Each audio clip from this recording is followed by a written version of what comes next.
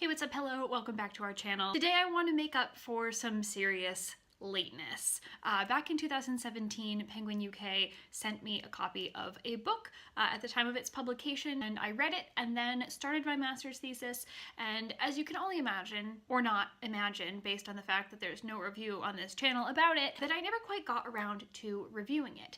But since it is February, which is Black History Month, I decided to ask the book club that I lead to read this book because I knew already about how great it was and to give myself a chance to read it a second time, and now I can finally make that review. So with late apologies and many thanks to our friends at Penguin UK, let's talk about this book. And not only this book, but its beautiful cover and really gorgeous end papers as well. But Homegoing by Ya Gyasi is her debut novel and follows multiple perspectives of the lineage of two sisters who were born in the late 18th century in what is now modern day Ghana. Effia and Essie are leading two very different lives. They have no idea that they are sisters or are related in any way. They don't know really about the other.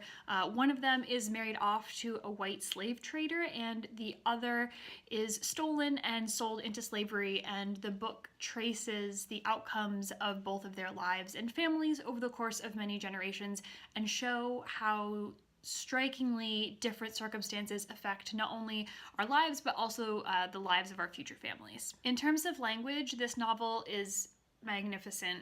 The prose of it really beautifully weaves everything together, from parents to children, and between both strands of the family. It just masterfully creates accounts of the kind of lived experience that such a huge number of people did have, and the realities of that experience are revealed to those who will never have it. What I found really impressive about it was the author's ability to keep each voice in there unique. Of course, as you follow the progression from parent to child, there are similarities between them, as is to be expected, but each perspective of the book, of which there are 14, so each chapter is a new perspective and there are 14 perspectives, it really holds its own individual tone and style, and of course, like, opinions and actions. There's a family tree in the front of the book, which is extremely helpful, and I was constantly referring back to it, as sometimes it was hard to remember which sister's side of the family was being narrated.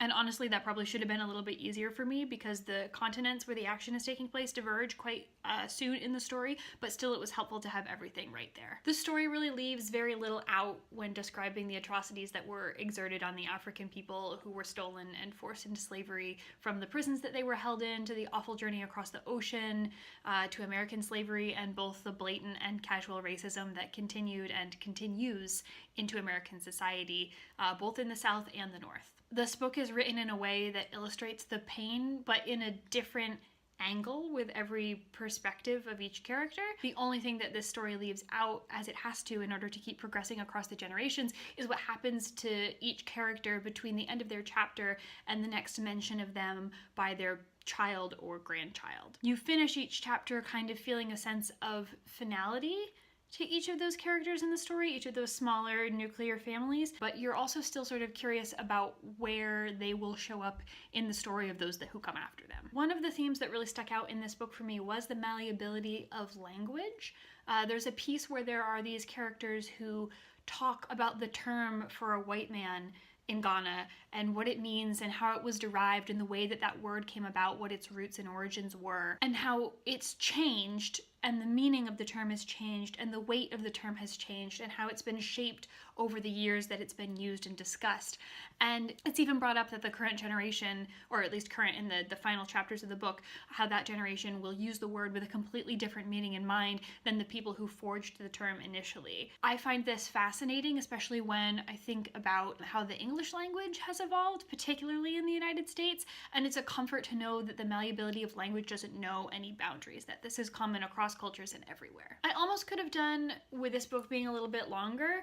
The ending felt a little bit hurried to me, and the connections that were made, I wanted to see take more time. I wanted more detail in it.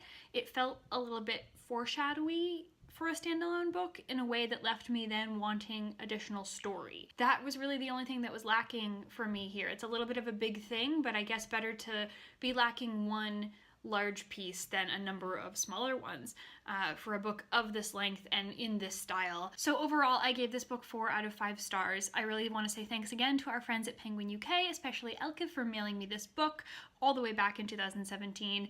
And I apologize that this review has come 2 years late. As always, thank you so much for watching. I hope you're having lovely weeks and lovely lives. Anything that you want to know about us is probably in the description, and we will see you very soon. Look at those end papers again, seriously.